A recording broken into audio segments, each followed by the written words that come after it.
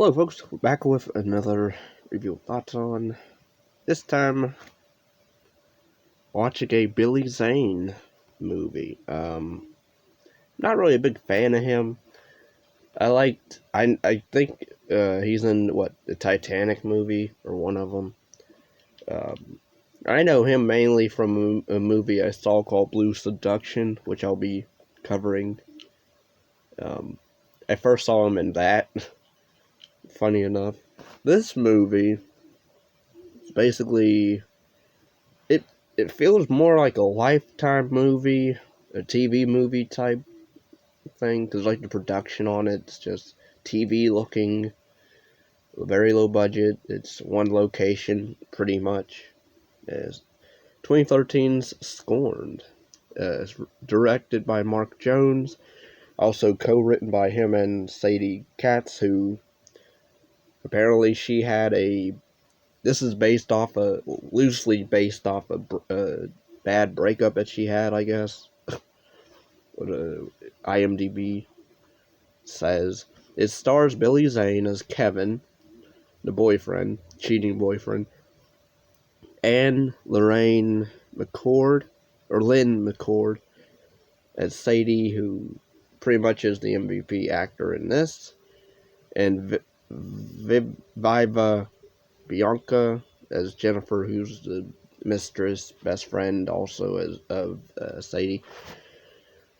It's basically this girl Sadie. She's off her rocker because she finds out, her too good to be true boyfriend is cheating with her best friend, and so pretty much it's a scorned girlfriend type movie where she tortures pretty much these two the whole movie, and not really in fun ways. I mean, she electrocutes them at one point, shock therapy. They rip off a scene from Misery, and they actually say it. Not really a fan of that movie, but also,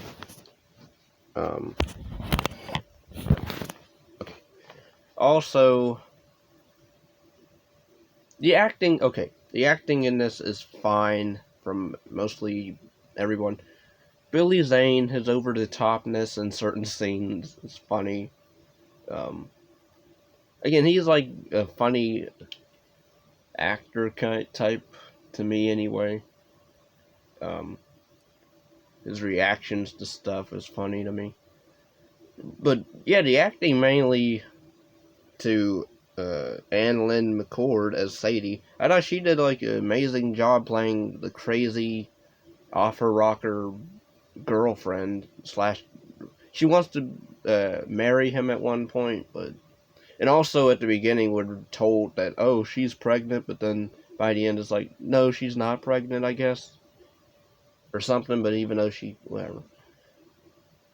But yeah, she pretty much all done with shorten it story short, long story short, she murders Billy Zane by the end. She kills the Jennifer character, she dies by getting hit by a truck randomly. But all the con I have with the movie is this whole stupid jailbreak, or this prisoner that breaks out of jail. Granted, we don't see him break out, but we just hear, and then we see him walking the roads up and down the streets at night. This all tattooed gang member, I guess he's supposed to be. He's labeled on IMDb as Scary Guy, so he doesn't even have an actual name in the movie. It's that prisoner escaped. But on IMDb, I thought it was funny. He's just named Scary Guy. He dies as well when, I guess Sadie, because pretty much, I guess she wants to frame him later on to say, he forced himself on her, even though she allowed him to do what he did in her, get it done. And then she blows his brains. She literally shoots him in the head, and she actually stages the whole thing. But yeah, anyway, the movie, and then the way it ends is kind of just lackluster, where she gets away with it, and It's sort of tries to set up, I guess, a sequel, but I mean, the way this movie is I wouldn't give it a sequel. I mean, I liked AnnaLynne McCord's acting in this. I thought her acting was the highlight of the film. Billy Zane, again, I thought he was fine in spots. Again, at one point she blinds. I would assume, I thought she blinded it because she electrocutes his eyeballs with those wires that you jack cars with. I would assume that you go blind from that, but I guess not. He just gets a few cuts in his eyes and a few scars. Oh, he can still see though. Okay. They explain away. Oh, she only hit one leg, one ankle. She only broke one ankle of his, so he can run on the other one. Okay, fine. But the whole eye thing, I thought he has to be completely blind. I'm sorry. And the fact that she kept electrocuting his eyeballs, but okay. We do get some backstory with her character, such as she was crazy at a very young age, where she pulled a Henry, where she was jealous of her dog being friendly with her sister, so then she decides to kill her sister and not the dog. But that's why she got sent to the mental ward, and then she stayed there till she was 18. So they try to give the Sadie character some backstory, sympathy somewhat, but then also she killed her sister, her younger sister. So at the same time, I sort of feel for her, but then I don't, because the fact that she did that. Granted, she's hot, but at the same time, I'm not, no way I'm not dealing with that. But yeah, the movie, and it doesn't have a big body count like it tries to.